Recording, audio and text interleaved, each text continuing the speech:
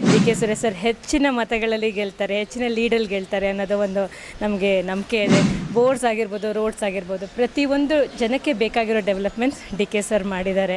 D K sir ಪ್ರತಿಯೊಬ್ಬರಿಗೂ ಸಾಮಾನ್ಯ ಜನಕ್ಕೆ ಸಿಗ್ತಾರೆ. ಡಾಕ್ಟ್ರ್ ಬಗ್ಗೆ ನಾನು sir he is not a politician, ಓಕೆನಾ sir, he is a doctor, just a doctor.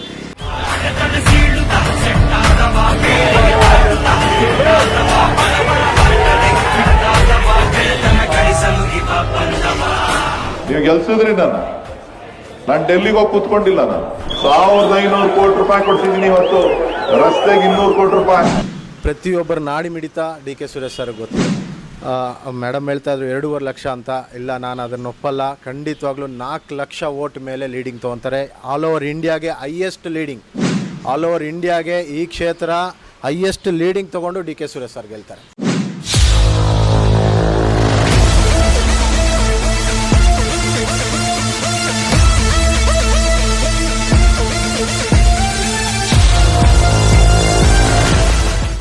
Especially ಈ ವಾರ್ಡಿಗೆ ಅತಿ ಹೆಚ್ಚು ಲೀಡ್ ಕಾಂಗ್ರೆಸ್ಸಿಗೆ ಬರುತ್ತೆ ಅನ್ನೋ ನಂಬಿಕೆ ನನಗೆ. ಸುರೇಶ್ ಅವರ ವಿರುದ್ಧ ತಂದು ನಿಲ್ಲಿಸಿ ಒಂದು ಕಡೆ ಎಲ್ಲೋ ನನಗನ್ಸುತ್ತೆ BJP ಮತ್ತು JDS CN ಮಂಜುನಾಥ್ ಅವರಿಗೆ ಮತ್ತು ಅವರ ಒಂದು ಸ್ಟೇಚರಿಗೆ ಅಪಮಾನ ಮಾಡಿದ್ದಾರೆ ಅನ್ನುವಂಥದ್ದು. ಹೃದಯ ಬೇಕಾ, ಬಂಡೆ ಬೇಕಾ ಆಗಲಿ, ಜನ ಭಾಳಷ್ಟು ಮಾತಾಡ್ತಾರೆ. ಆದರೆ ಹೃದಯಕ್ಕೂ ಬಂಡೆಗೂ ಯಾವುದೇ ರೀತಿಯಾದಂತಹ ಸಂಬಂಧ ಇಲ್ಲ.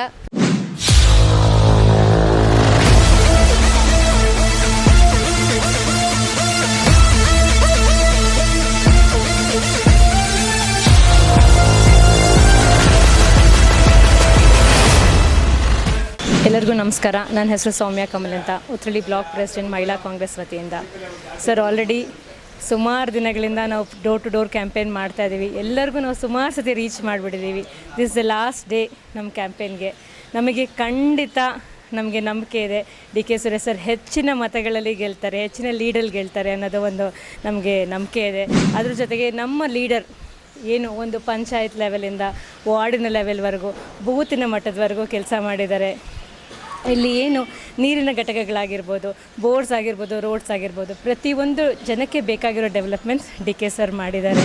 ಈಗ ಏನು 28 ಸಂಸದರಿದ್ರೂ ಯಾರೂ ರೈಟ್ ಫಾರ್ ದ ಟ್ಯಾಕ್ಸ್ ಅಂತ ಧ್ವನಿ ಎತ್ತಲೇ ಇಲ್ಲ. ಆದರೆ ಏಕೈಕ ಸಂಸದರು, ನಮ್ಮ ಹೆಮ್ಮೆಯ ಸಂಸದರು ಅಂತಲೇ ಹೇಳೋಕ್ಕೆ ಇಷ್ಟಪಡ್ತೀನಿ. ಅವರೊಬ್ಬರೇ ರೈಟ್ ಫಾರ್ ದ ಟ್ಯಾಕ್ಸ್ ಅಂತ ವಾಯ್ಸ್ ರೇಸ್ ಮಾಡಿರೋದು. ನಾನು ಜನಕ್ಕೆ ಕೇಳೋದು ಒಂದೇ ವಿಷಯ, ಯಾರು ನಿಮಗೆ ಬೇಸಿಕ್ ನೆಸಿಟೀಸು, ಬೇಸಿಕ್ ಥಿಂಗ್ಸ್ ಪ್ರೊವೈಡ್ ಮಾಡ್ತಾರೋ ಅಂಥವ್ರಿಗೆ ನೀವು ವೋಟ್ ಮಾಡಿ ಗೆಲ್ಲಿಸಿ. ಹೆಚ್ಚಿನ ಮತದಲ್ಲಿ ಡಿ ಕೆ ಸರ್ ಗೆದ್ದೇ ಗೆಲ್ತಾರೆ. ಸರ್, ಖಂಡಿತ ಸಿಕ್ಕಾಪಟ್ಟೆ ಸ್ಟ್ರೆಂತ್ ಇದೆ ಸರ್. ಅವ್ರ ಕೆಲಸ ಮಾತಾಡ್ತಿದೆ ಸರ್. ನಾನು ಏನು ಹೇಳಿದೆ, ಇದ್ರ ಮುಂಚೆ ಒಂದು ಪಂಚಾಯತ್ ಲೆವೆಲಿಂದ ಒಂದು ವಾರ್ಡಿನ ಬೂತಿನ ಮಟ್ಟದವರೆಗೂ ಅವ್ರು ಕೆಲಸ ಮಾಡಿಕೊಂಡು ಬಂದಿದ್ದಾರೆ. ಈಗ ಬೇರೆ ಸಂಸದರು ನಮಗೆ ಗೊತ್ತಿಲ್ಲ ಸರ್. ಡಿ ಕೆ ಸರು ಪ್ರತಿಯೊಬ್ಬರಿಗೂ ಸಾಮಾನ್ಯ ಜನಕ್ಕೆ ಸಿಗ್ತಾರೆ. ಅವ್ರ ಮನೆ ಬಾಗಿಲಲ್ಲಿ ಹೋದರೆ ಪ್ರತಿಯೊಬ್ಬರನ್ನೂ ಅವರು ಏನು ತೊಂದರೆ ಇದೆ, ಏನು ಮಾಡಬೇಕು ಅಂತ ಪ್ರತಿಯೊಬ್ಬರನ್ನೂ ಕೂಡಿಸಿ ಮಾತಾಡಿಸಿ ಅಷ್ಟು ರೆಸ್ಪಾನ್ಸಿಬಲ್ ಆಗಿ ತಗೊಂಡು ಕೆಲಸ ಮಾಡಿದ್ದಾರೆ. ಡಾಕ್ಟ್ರ್ ಬಗ್ಗೆ ನಾನು sir he is not a politician, ಓಕೆನಾ sir, he is a doctor, just a doctor, ಓಕೆನಾ ಸರ್. ಅದ್ರ ಜೊತೆಗೆ ಈಗ ಡಾಕ್ಟ್ರಿಗೆ ಪೇಷಂಟ್ಸ್ ಮಾತ್ರ ಗೊತ್ತಿರ್ತಾರೆ, ಆ ಪಲ್ಸ್ ಮಾತ್ರ ಗೊರುತ್ತೆ. ಬಟ್ ಡಿ ಕೆ ಸರ್ಗೆ ಪ್ರತಿಯೊಂದು ಮನೆಯಲ್ಲೂ ಪ್ರತಿಯೊಬ್ಬ ಜನರು ಪಲ್ಸ್ ಗೊತ್ತಿದೆ. ಹೇಗೆ ಅಭಿವೃದ್ಧಿ ಮಾಡಬೇಕು, ಅವರಿಗೇನು ನೆಸಿಟಿ ತಲುಪಿಸ್ಬೇಕು ಅನ್ನೋ ಪಲ್ಸ್ ಗೊತ್ತಿದೆ. ಸೊ ಖಂಡಿತ ಡಿ ಕೆ ಬರ್ತಾರೆ ಸರ್. ಅದರಲ್ಲಿ ಏನು ಸರ್, ಅದು ಈಗ ಆಲ್ಮೋಸ್ಟ್ ನಾವೊಂದು 80 to 90% ಈ 5 ಗ್ಯಾರಂಟಿಗಳು ಏನಿದೆ ಪ್ರತಿಯೊಂದು ಮನೆಗೂ ತಲುಪಿದೆ ಸರ್. ಅದು ನಾವು ಆಲ್ರೆಡಿ ಸರ್ವೆ ಮಾಡಿಸಿದ್ದೀವಿ. ಸರ್ವೆ ಮಾಡಿ ಕೂಡ ನಮಗೆ ರಿಸಲ್ಟ್ಸ್ ಬಂದಿದೆ. ಪ್ರತಿಯೊಂದು 80 to 90% ಸರ್ವೆ ಆಗಿರೋದ್ರಿಂದ ಎಲ್ಲರಿಗೂ ತಲುಪಿದೆ ಸರ್. ಅಬೌಟ್ 2 lakhs, 2.5 lakhs ಮೇಲೆ ಲೀಡಿಂಗಲ್ಲಿ. ಓವರಾಲ್ ಫುಲ್ಲೂ ಬ್ಯಾಂಗ್ಳೂರು ರೂರಲಲ್ಲಿ ಕಂಪ್ಲೀಟಾಗಿ 2.5 lakhs ಮೇಲೆ ಡಿ ಕೆ ಸರ್ ಖಂಡಿತ ವಿನ್ ಆಗ್ತಾರೆ ಸರ್. ಎಲ್ಲರೂ ಬಂದು ನಾಳೆ ಕಾಂಗ್ರೆಸ್ ಪಕ್ಷಕ್ಕೆ ಕ್ರಮ ಸಂಖ್ಯೆ 2 ದಯವಿಟ್ಟು ವೋಟ್ ಮಾಡಿ ಅಂತ ಕೇಳೋಕ್ಕೆ ಇಷ್ಟಪಡ್ತೀನಿ. ನಮಸ್ಕಾರ, ನಾನು ನಿಮ್ಮ Kamal TN, Uttarahalli ward president. ನಾವು ಡಿ ಕೆ ಸುರೇಶ್ ಸರ್ಗೆ ಕೆಲಸ ಮಾಡ್ತಾಯಿದ್ದೀವಿ. ಅಂಥ ಲೀಡ್ರು ಸಿಗೋದು ನಮ್ಮ ಅದೃಷ್ಟ. ಅಂಥ ಲೀಡ್ರ್ ಇರೋ ಅಂಥ ಟೈಮಲ್ಲಿ ನಾವಿದ್ದೀವಲ್ಲ, ಅದು ನಮ್ಮ ಅದೃಷ್ಟ. So D K Suresh sir ಅವರ ಕೆಲಸ, ಕಾರ್ಯವೈಖರಿ ಯಾರೂ ಒಬ್ಬರು ಹೇಳಿ ತಿಳ್ಕೊಳ್ಳೋ ಅವಶ್ಯಕತೆ ಇಲ್ಲ. ಪ್ರತಿಯೊಬ್ಬರಿಗೂ ಗೊತ್ತಿದೆ. ಪ್ರತಿಯೊಬ್ಬರ ನಾಡಿ ಮಿಡಿತ ಡಿ ಕೆ ಸುರೇಶ್ ಸರ್ಗೆ ಗೊತ್ತಿದೆ. ಒಂದು ಬೂತ್ ಲೆವೆಲ್ಲಿಂದ ಹಿಡಿದು ಕೆಲಸ ಮಾಡ್ತಾರೆ, ಬೂತ್ ಲೆವೆಲ್ಗೆ ಇಳಿದು ಕೆಲಸ ಮಾಡ್ತಾರೆ. ಇಡೀ 8 ಕ್ಷೇತ್ರದಲ್ಲಿ ಅವ್ರಿಗೆ ಯಾರು ಎಲ್ಲಿದ್ದಾರೆ, ಏನು ಕೆಲಸ ಮಾಡ್ತಾಯಿದ್ದಾರೆ ಅನ್ನೋದು ಅರಿವಿದೆ. ಸೊ ಎಲ್ಲಿ ಏನು ಕೆಲಸ ನಡೀತಾ ಇದೆ ನಡೀತಾ ಇಲ್ಲ ಪ್ರತಿಯೊಂದು ಮಾಹಿತಿ ಅವ್ರ ಹತ್ರ ಇದೆ. ಈಗ ಇಲ್ಲಿ ವಾರ್ಡಿಗೆ ಬಂದರೆ ನನ್ನ ಹೆಸರು ಇಟ್ಟು ಕರೆದು ಮಾತಾಡಿಸ್ತಾರೆ. ಅಷ್ಟರ ಮಟ್ಟಿಗೆ ಅವರು ಎಲ್ಲರ ಜೊತೆ ಬೆರ್ತಿದ್ದಾರೆ. ನಮ್ಮ ಕಾರ್ಯಕರ್ತರಾಗಲಿ ಜನಗಳಾಗಲಿ ಪ್ರತಿಯೊಬ್ಬರು ಅದೇನು ಬಾಂಡಿಂಗ್ ಅಂತ ಹೇಳ್ತೀವಲ್ಲ, ಸ್ಟ್ರಾಂಗ್ ಬಾಂಡಿಂಗ್ ಬೆಳ್ಕೊಂಡಿದೆ. ಸೊ ಅದರಿಂದ D K Suresh sir madam ಹೇಳ್ತಾಯಿದ್ರು 2.5 ಲಕ್ಷ ಅಂತ. ಇಲ್ಲ, ನಾನು ಅದನ್ನು ಒಪ್ಪಲ್ಲ. ಖಂಡಿತವಾಗ್ಲೂ 4 ಲಕ್ಷ ವೋಟ್ ಮೇಲೆ ಲೀಡಿಂಗ್ ತೊಗೊತಾರೆ.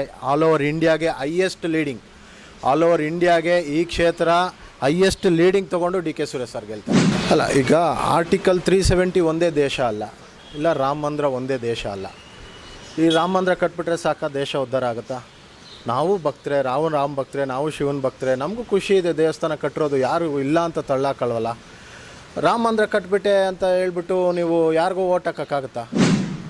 ಈಗ ನಾನು ಇಲ್ಲಿ ಒಂದು ದೇವಸ್ಥಾನ ಕಟ್ಸಿದ್ದೀನಿ, ನಾನು ಟ್ರಸ್ಟಿ, ನಾನು ಫಂಡಿಂಗ್ ಮಾಡಿದ್ದೀನಿ ದೇವಸ್ಥಾನ ಕಟ್ಟೋಕ್ಕೆ. ಹಂಗಾರೆ ನನಗೆ ಪ್ರೈಮ್ ಮಿನಿಸ್ಟರ್ ಮಾಡಿಬಿಡಿ, ನಾಳೆ ನನಗೆ ಓಟ್ ಹಾಕ್ಬಿಡಿ.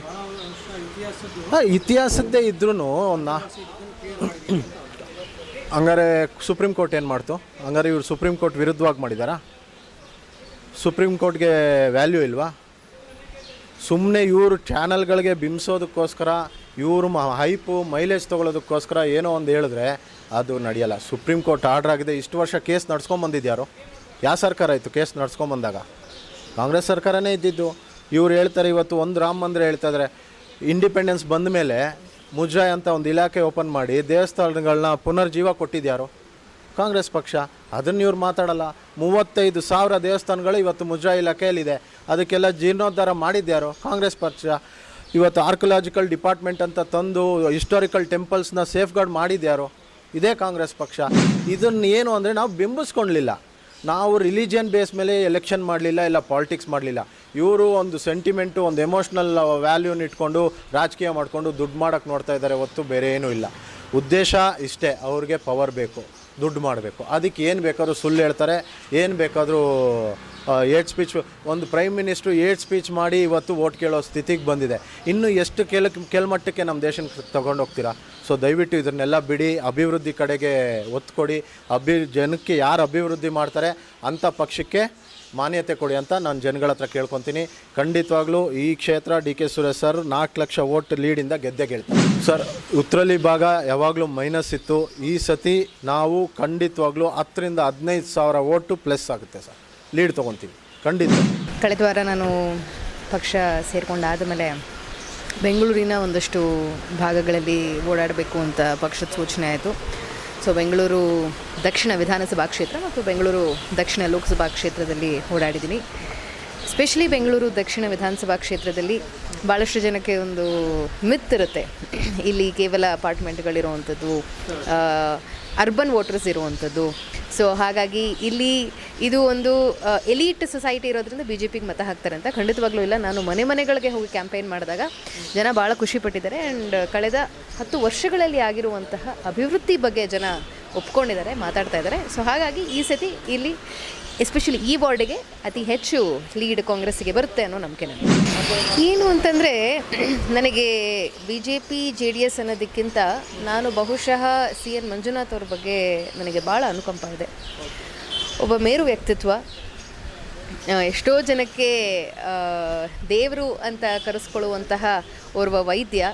ಇವತ್ತು ತಾವು ಹೋಗಿ ಬೇರೆಯವರಿಗೆ ಮನೆಗೆ ಹೋಗಿ ನನಗೆ ಓಟ್ ಕೊಡಿ, ಬೇರೆಯವ್ರಿಗೆ ಪ್ರಾಣ ತಗೊಳ್ಳಿ ಅಂತ ಎಷ್ಟೋ ಜನ ಅವ್ರು ಬಂದವ್ರ ಹತ್ರ ಬೇಡಿ ಬಂದವರಿಗೆ ಪ್ರಾಣ ಭಿಕ್ಷೆ ಕೊಟ್ಟಂಥವ್ರು ಇವತ್ತಿನ ದಿನ ಹೋಗಿ ಕೊಡ್ತಾ ಇದ್ದಾರೆ. ಇದು ಅವ್ರು ತಪ್ಪಲ್ಲ. ಅವರನ್ನ ನಾವು ಇಂಗ್ಲೀಷಲ್ಲಿ ಸ್ಕೇಪ್ ಗೋಟ್ ಅಂತ ಕರಿತೀವಿ, ಹರಕೆ ಕುರಿ ಅಂತ ಕರಿತೀವಿ. ಆ ರೀತಿ ಮಾಡಿಬಿಟ್ಟಿದ್ದಾರೆ. ಅಷ್ಟು CN ಮಂಜುನಾಥ್ ಅವ್ರ ಬಗ್ಗೆ ಪ್ರೀತಿ ಇದ್ದಿದ್ರೆ ಬಿ ಜೆ ಪಿ ಮತ್ತು JDSಗೆ ಎಷ್ಟೋ ಸ್ಟ್ರಾಂಗಾಗಿ ಬಿ ಜೆ ಪಿ ಎಲ್ಲಿ ಸ್ಟ್ರಾಂಗ್ ಆಗಿರುವಂಥ ಕ್ಷೇತ್ರಗಳನ್ನ ಕೊಡ್ಬೋದಿತ್ತು.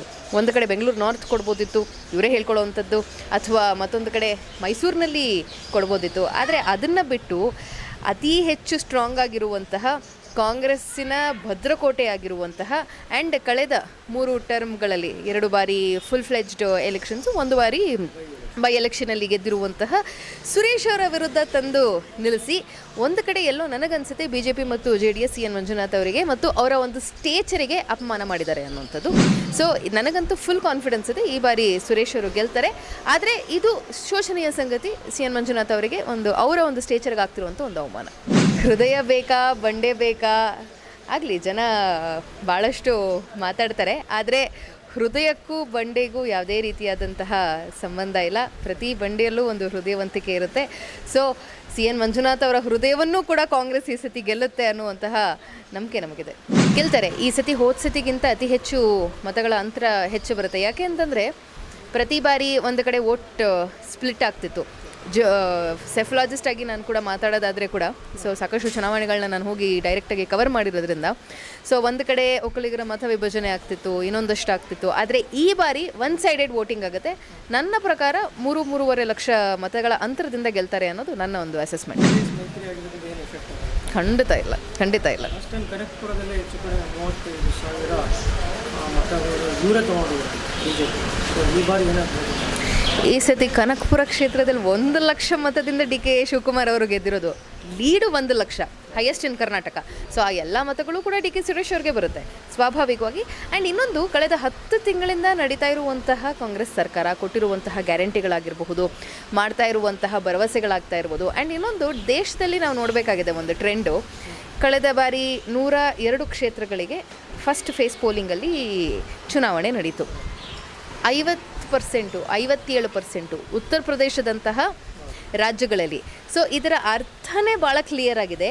ಯಾವಾಗ ವೋಟಿಂಗ್ ಪರ್ಸೆಂಟೇಜ್ ಕಡಿಮೆ ಆಗುತ್ತೆ, BJPಗೆ ಟೆನ್ಷನ್ ಶುರುವಾಗುತ್ತೆ. ಹಾಗಾಗಿ ಸಾಕಷ್ಟು ಹೇಳಿಕೆಗಳು ಶುರುವಾಯಿತು. ಮಂಗಳಸೂತ್ರ ಅಂತೆ, ತಾಳಿ ಅಂತೆ, ಇನ್ನೊಂದಂತೆ, ಮತ್ತೊಂದಂತೆ. ಒಂದು ವೇವ್ BJPಗಿಲ್ಲ ಅನ್ನೋದನ್ನು ಭಾಳ ಸ್ಪಷ್ಟವಾಗಿ ಜನ ತೋರಿಸ್ತಾ ಇದ್ದಾರೆ. ಅದು ಚುನಾವಣೆಗಳಲ್ಲಿ ಸಾಬೀತು ಕೂಡ ಆಗ್ತಾಯಿದೆ. ಇದನ್ನು ನಾನು ಖಂಡಿಸ್ತೀನಿ. ಸಿಗ್ನೇಚರ್ ಡಿಸ್ಕ್ವಾಲಿಫೈ ಆಗಿದೆ ಅಂತ ಹೇಳಿ ಬೇರೆ ಕಡೆಗಳಲ್ಲಿ ಈ ಥರ ಆದಾಗ ಎಲೆಕ್ಷನ್ ಕಮಿಷನ್ ಪ್ರೋಆ್ಯಕ್ಟಿವ್ ಆಗಿ ಚುನಾವಣೆಗಳನ್ನು ಮುಂದೆ ಹಾಕುವಂತಹ ಕೆಲಸಗಳನ್ನು ಈ ಹಿಂದೆ ಮಾಡಿದ್ದಿದೆ. ಆದರೆ ಇಲ್ಲಿ ಯಾವುದೋ ಒಂದು ಒತ್ತಡಕ್ಕೆ ಒಳಗಾಗಿ ತಾವು ಡಿಕ್ಲೇರ್ ಮಾಡಿಬಿಟ್ರೆ ಇದು ನ್ಯಾಯ ಅಲ್ಲ. ಇದನ್ನು ನಾವು ಕೋರ್ಟಲ್ಲಿ ಚಾಲೆಂಜ್ ಮಾಡ್ತೀವಿ, ಮತ್ತೆ ಅಲ್ಲಿ ರಿ ಎಲೆಕ್ಷನ್ ಆಗೋ ಥರ ಕಾಂಗ್ರೆಸ್ ಫೈಟ್ ಮಾಡುತ್ತೆ.